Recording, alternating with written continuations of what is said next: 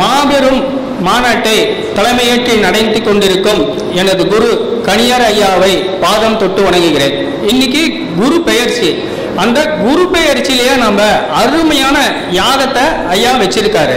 அப்ப அந்த குருவை பார்க்கறதும் தேவ குருவை பார்க்கறதும் நம்ம குருவை பார்க்கறதும் இந்த குரு பெயர்ச்சியில கலந்துக்கிறோம். எவ்வளவு புண்ணியம் பண்ணியிருந்தா மட்டும்தான் இந்த இடத்துக்கு நீங்க இப்ப வந்திருக்க முடியும். இந்த மேடையில் அமர்ந்திருக்கும் எனது ஜோதிட நண்பர்களையும் இங்கே அலைகடலென வந்திருக்கும் என் ஜோதிட சொந்தங்கள் அனைவரையும் வணங்கி வருக வருக என்று வாழ்த்தி, இப்ப குரு பெயர்ச்சி இன்னைக்கு. இந்த குரு பெயர்ச்சியில நம்ம தெற்கு முகமாக சிவன் கோயில்கள் எல்லாம் இருக்காங்க இல்லையா, அங்க தெற்கு முகமாக வீட்டிற்கும் தட்சிணாமூர்த்தி லோகநாயகனான தட்சிணாமூர்த்தியை வணங்குவதா, இல்ல தேவகுருவான பிரகஸ்பதி நம்ம வியாழ பகவான் நவகிரக நாயகர்ல ஒருத்தரா இருப்பாங்க, அவங்கள வணங்குறதா அப்படிங்கிற கேள்வி பல பேர் மனசுல இருக்கும். அவங்களுக்கு நம்ம எப்படி வணங்குவோம்? கொண்டக்கடலை போடுவோம், மஞ்சள் பூ சாட்டுவோம், மஞ்சள் நிற வஸ்திரம் சாத்தி இப்படி எல்லா விதமான அபிஷேகங்கள் செய்து நம்ம வணங்குவோம். ஆனா இதுல நம்ம தட்சிணாமூர்த்திய வணங்குறதா இல்ல தேவகுருவான பிரகஸ்பதி வியாழ பகவானை வணங்குறதா அப்படிங்கிறது நம்மளுக்கு பெரும் சந்தேகமா இருக்கும் எல்லாருக்குமே. இது நவகிரகத்தில் இருக்காரு பாத்தீங்களா குரு பகவான், அவர் பிரம்மபுத்திரரான ஆங்கிரீச மகரிஷியின் புத்திரர் ஆவார். இவர் ஆங்கிரீச மகரிஷியின் புத்திரர் தான் இந்த தேவகுருவான பிரகஸ்பதி அப்படின்னு நம்ம சொல்லுவோம். இவர் எதுக்கு காரகம் ஆவார் அப்படின்னு பார்த்தோம்னா, நம்மளுக்கு மெயினா இவர் காரகம் ஆவது திருமணத்துக்கு இவர் காரகம். நம்ம குரு பலம் வந்துருச்சா அப்படின்னு நம்ம கேட்போம் இல்லையா, அந்த மாதிரி குரு பலம் வந்துருச்சா அப்படின்னு கேட்கக்கூடிய குரு காரகம் ஆவார். அதே மாதிரி பெரும் பணம், நம்ம பணத்துக்கு காரகரும் இவர் தான் வருவார். சுக்கிர பகவான் அன்றாட பணம், பெரும் பணம் நம்ம இந்த குரு பகவான் தான் பெரும் பணத்துக்கு காரவாரும். அதே மாதிரி குழந்தைக்கும் காரணாகனாவார் இவர் தான். இப்ப குழந்தை பிறக்குது, குழந்தை அப்படின்னு அதுல பாருங்க ரெண்டுலயுமே அது அன்றாட பணத்துக்கும் சுக்கரன் வருவாரு. நம்மளுக்கு சுக்கரத்துக்கு காரகம்னாவது இவரு, ஆனா வித்து நம்மளுக்கு இந்த குரு பகவான் தான் வருவாரு. இவரு இந்த நவகிரக குரு பிரகஸ்பதி யானை வாகனத்தை கொண்டிருப்பாரு, பொன்னு ஆபரணங்களை அணிஞ்சிருப்பாரு. அதே மாதிரி உயிர்களுக்கு யோகங்களையும் யோகங்களையும் அளிக்கும் சக்தியும் கொண்டவர் தான் இந்த நம்ம குரு பகவான் அப்படின்னு சொல்றாரு இந்த வேத நூல்கள். இதே தெற்கு நோக்கி அமர்ந்திருக்காரு இல்லையா, கள்ள ஆடை அணிந்த அமர்ந்திருப்பாரு நம்ம தட்சிணாமூர்த்தி. அந்த தட்சிணாமூர்த்தி பாத்தீங்கன்னா நம்ம சிவபெருமானுடைய வடிவம். இப்ப சிவபெருமான் மறு உருவம் எடுத்து வந்தவங்க எப்படி நம்ம காலபைரவரை சொல்லுவோம் இல்லையா, அதே மாதிரி தட்சிணாமூர்த்தி சிவபெருமானின் மூல வடிவம் தான் நம்ம தட்சிணாமூர்த்தி. இவர் காமனை வென்றவர் மகா யோகி. இவர் நம்ம மெயினா மகா யோகி. இவர் என்ன நம்மளுக்கு கொடுப்பாரு அப்படின்னு பார்க்க, ஞானத்தை கொடுக்கக்கூடியவர். அவர் நான் சொன்னேன் செல்வத்தை கொடுக்கக்கூடியவர். குரு பகவான் தேவகுரு பணத்துக்கு அதிபதி அப்படின்னு சொன்ன, குழந்தைக்கு அதிபதினு சொன்னேன். இவர் ஞானத்தை வழங்கக்கூடியவர் இந்த ஞானகுரு. அதே மாதிரி இவர் என்னன்னா மௌனமாக இருந்து உபதேசம் செய்யக்கூடியவர்கள். இந்த நீங்க கேள்விப்பட்டிருப்பீங்க சனகர், சனாந்தரர், இந்த மாதிரி சனகாதி முனிவர்கள் இருக்காரு இல்லையா, அவங்களையும் மகரிஷிகள் 18 மகரிஷிகளும் இவருக்கு கீழே இருந்து எத்தனை லட்சம் ஆண்டுகள்னே தெரியாது. அவருக்கு முன்னாடி இவங்க கண்ணை மூடி தான் உட்காந்துட்டு இருக்காங்க. அந்த மாதிரி கண்ணை மூடி உட்காந்துட்டு இவங்க மௌனமாக உபதேசிக்கப்பட்டதுதான் எல்லாமே. அகத்தியர்ல இருந்து எல்லாமே இவரோட கீழே இருந்து சீடராக இருந்து கற்றுக்கொண்டவர்கள் தான் இது. ஆனா வாய் திறந்து ஒரு வார்த்தை கூட பேசல, மௌனமாக இருந்து உபதேசம் செய்யக்கூடியவர்கள் தான் இந்த தட்சிணாமூர்த்தி. உலகம் தோன்றுவது, உலகத்தை ஒடுங்க வைப்பதையும் இந்த தட்சிணாமூர்த்தி தான் மூல காரணம். எனவே குரு பெயர்ச்சி அன்னைக்கு நீங்க தேவகுருவான பிரகஸ்பதியை வணங்குறது தான் நம்மளுக்கு முக்கியம். அவரு தான் நமக்கு எல்லாமே காரகமாகிறார். ஆனா தட்சிணாமூர்த்தி நம்ம வணங்குறதால பெருசா எந்த தப்பும் கிடையாது, வணங்கலாம். அப்ப நீங்க வியாழ பகவான வணங்குறதும் இவருக்கும் நிறைய டிஃபரன்ஸ் இருக்கு. அதனால அதை பார்த்து நீங்க வணங்கிருக்கோம். சிவபெருமானை வணங்கக்கூடிய புண்ணியங்கள் இது எல்லாமே ஞானத்தை வேணும்னா நீங்க தட்சிணாமூர்த்தியை வணங்கலாம். செல்வம், குழந்தை செல்வம், திருமணம், இந்த மாதிரி காரியங்களுக்கு எல்லாமே விளக்கு போட்டு மஞ்சளாடை அணிவித்து மஞ்சள் மாலை போட்டு இந்த மாதிரி விஷயங்களை நீங்க செய்யலாம். இப்ப தேவகுருவான பிரகஸ்பதிக்கே வந்து அவங்களுக்கு வந்து சில தோஷங்கள் வந்துடுது. அது வந்து எந்தெந்த கோயிலுக்கு போய் அவர் தீர்த்துட்டாரு அப்படின்னு, மெயினா எந்தெந்த கோயிலுக்கு தீர்த்துட்டாரு அப்படின்னு பார்த்தா தென்குடை திட்டை, தென்குடி திட்டை அந்த கோயில், ஆலங்குடி, திருச்செந்தூர், திருவாஞ்சியம், திருவழிதாயம் அப்படிங்கிற சொல்லக்கூடிய கோயிலையும் போய் தீர்த்துக்கிறாங்க. இப்ப மெயினா இப்போ இந்த சப்ஜெக்ட் மேக்ஸிமம் யாருமே தொட்டிருக்க மாட்டாங்க, இது வரைக்கும் உங்களுக்கு கேள்விப்பட்டிருக்க மாட்டீங்க. இப்ப 12 ராசி இருக்கு இல்லையா, அந்த ராசிக்குரிய குரு பகவான் கோயில்கள் நீங்க எந்த ராசியோ அந்த ராசிக்குடியான குரு பகவான் கோயில் இது மேக்ஸிமம் எங்கேயுமே கிடையாதுங்க. ரொம்ப பெரிய பெரிய நூல்ல இருந்து தேடி எடுத்திருக்கேன். அதனால முடிஞ்சா நீங்க நோட் பண்ணீங்க, அப்படின்னா நம்ம யூடியூப்ல வரும், நீங்க வந்து அதை வந்து நோட் பண்ணிக்கலாம். இப்போ வந்து மேசராசி, மேசராசிக்குடையான குரு பகவான் கோயில்கள் இது நீங்க என்ன தேடினாலும் இந்த இது வராதுங்க. அதனால உங்களால முடிஞ்சா நோட் பண்ணீங்க, அப்படி இல்லைன்னா நீங்க வந்து அடுத்தது யூடியூப்ல பார்த்துக்கலாம். குரு பகவானுக்கு மேசராசிக்குடைய இவங்களுக்கு வந்து குரு விசேஷமான தலம் வந்து ஆலங்குடி. அங்க போயிட்டு தட்சிணாமூர்த்தி வியாழக்கிழமை போகணும்.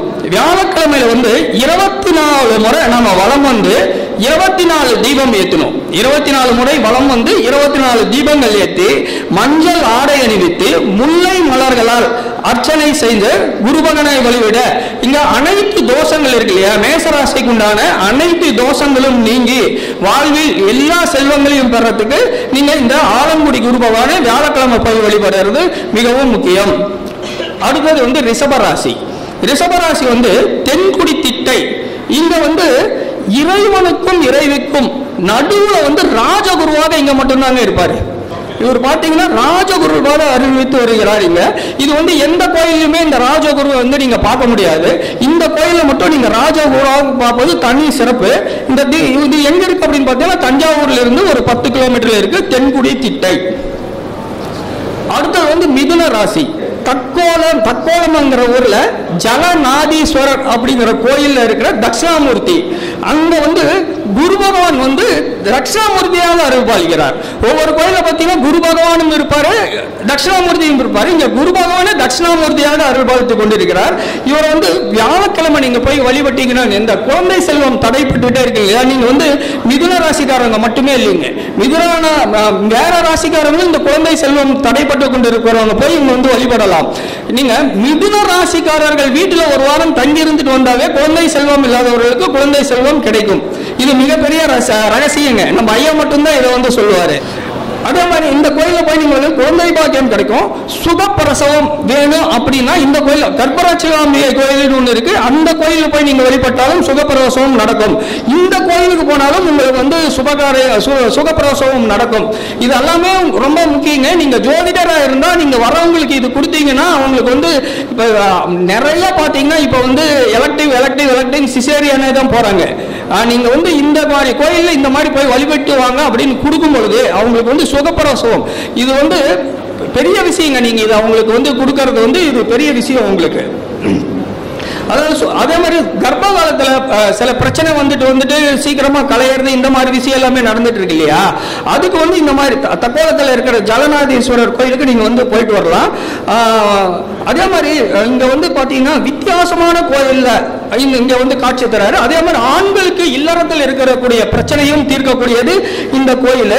இது வந்து பாடல் பெற்ற திருத்தலம். இது வந்து வேலூர் மாவட்டம் அரக்கோணம் பக்கத்துல இது இந்த கோயில் அமைஞ்சிருக்குங்க. இளம் பயம் கோட்டூர் அப்படிங்கிற ஸ்தலத்துல சிவன் வந்து யோக தட்சிணாமூர்த்தியாக காட்சி தருகிறார். பாத்தீங்கன்னா நீங்க நிறைய கோயில்ல வந்து குரு பகவானும் வருவாரு, தட்சிணாமூர்த்தியும் வருவாரு. அதனால இங்க வந்து தட்சிணாமூர்த்தியாக காட்சி. அதே மாதிரி இளமையாக யார் போனாலும் அந்த வயதான தோற்றம் இல்லாம இளமையான தோற்றக்கூடிய இது மாதிரி அருள் புரிகிறார். இங்க வந்து சின்முத்திரையில யோக பட்டையுடன் காட்சியளிக்கிறார். நீங்க வந்து சின்முத்திரையும் யோக பட்டயமோ யார் வச்சிருப்பாங்கன்னு யாராவது சொல்ல முடியுமா உங்களால? சின்முத்திரையும் யோக பட்டயம் அந்த மாதிரி இருக்கிறது நம்ம ஐயப்பன் தான் அந்த மாதிரி கோலத்தில் உட்கார்ந்து இருப்பாரு. யோக பட்டை இருக்கக்கூடியவர் ஐயப்பன். அந்த கோலத்தில் வந்து இங்க வந்து குரு பகவான் அதாவது தட்சிணாமூர்த்தி இங்க இருக்காரு. திருஞானந்த சம்பந்தரால் பாடல் பெற்ற திருத்தலம் இது. காஞ்சிபுரம் மாவட்டம் ஸ்ரீபெரும்புதூர்ங்கிற இடத்துல பக்கத்துல அமைஞ்சிருக்கு இந்த கோயில். அடுத்தது வந்து சிம்மராசி. திரிபுர திருப்புலிவனத்தில் 1500 ஆண்டவருக்கு முன்னாடி பல்லவர் காலத்தில் 1500 ஆண்டு வருஷத்துக்கு முன்னாடி பல்லவர் காலத்தில் கட்டப்பட்ட வியாகபுரீஸ்வரர் அப்படிங்கிற கோயில்ல குருவா அங்க குரு பகவானே இருக்காரு. அந்த குருவை நீங்க வணப்படுறது ரொம்ப நல்லது. இது அனைத்து ராசிக்காரர்களும் குருவோட பிரச்சனை ஏதாவது இருந்ததுன்னா 6, 8, 12 மறையிறது, 3ஆம் இடத்துல மறையிறது, குருவினால உங்களுக்கு எந்த அட்டமஸ்தானத்தில் உட்கார்ந்துருக்கு, இந்த மாதிரி குருவால எந்த பிரச்சனை இருந்தாலும் இந்த கோயிலுக்கு எல்லா ராசிக்காரங்களுமே போய் வழிபடலாம். இது திருமணம், பதவி உயர்வு, குழந்தை பாக்கியம், நவகிரக தோஷம், நாகதோஷம், சிறுநீரக கோளாறு, இந்த மாதிரி இருக்கிற பிரச்சனை எல்லாத்தையுமே தீர்க்கக்கூடிய கோயில் இந்த திருப்புலிவனத்தில் உள்ள இந்த வியாகரபுரீஸ்வரர் கோயில். அடுத்தது பார்த்தீங்கன்னா கன்னிராசி. கன்னிராசிக்கு திருவழிதாயம்.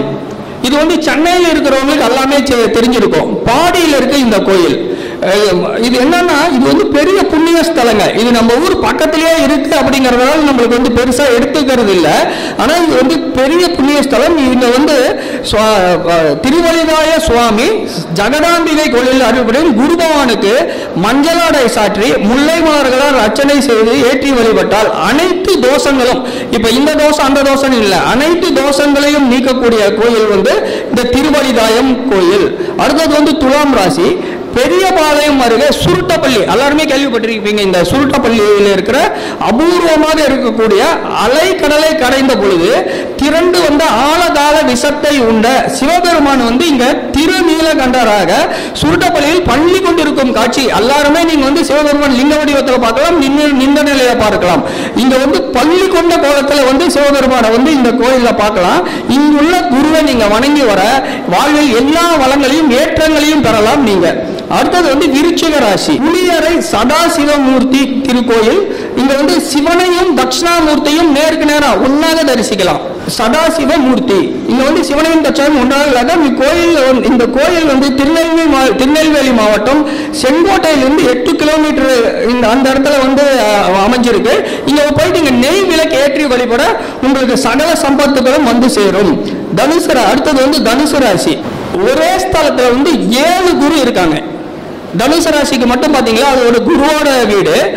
நம்ம அந்த வீட்டுல நம்ம குரு தானே ஆட்சி பலம் பெறாரு.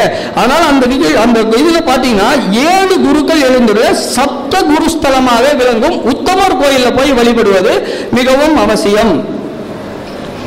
இங்க தேவகுருவான பிரகஸ்பதியும் அசுர குருவான இந்த 7 சொன்ன 7 குருக்கள் யார் யார் அப்படின்னு பாத்தீங்கன்னா, தேவகுருவான பிரகஸ்பதி, அசுர குருவான சுக்கராச்சாரியார், ஞான குருவான சுப்பிரமணியர், பரபிரம்ம குரு பிரம்மதேவன், விஷ்ணுவான குரு வரதராஜ பெருமாள், சக்தி குரு சௌந்தரிய நாயகி, சக்தி குருவாக சௌந்தரிய நாயகி, சிவகுருவாக தட்சிணாமூர்த்தி ஆக 7 தெய்வங்களை தரிசித்தால் பாத்தீங்கன்னா இங்க ஒரு டைம் போடிக்கிட்டேன்னா கோடி ஸ்தலங்களை நீங்க போய் வணங்கின புண்ணியங்கள் உங்களுக்கு கிடைக்கும்.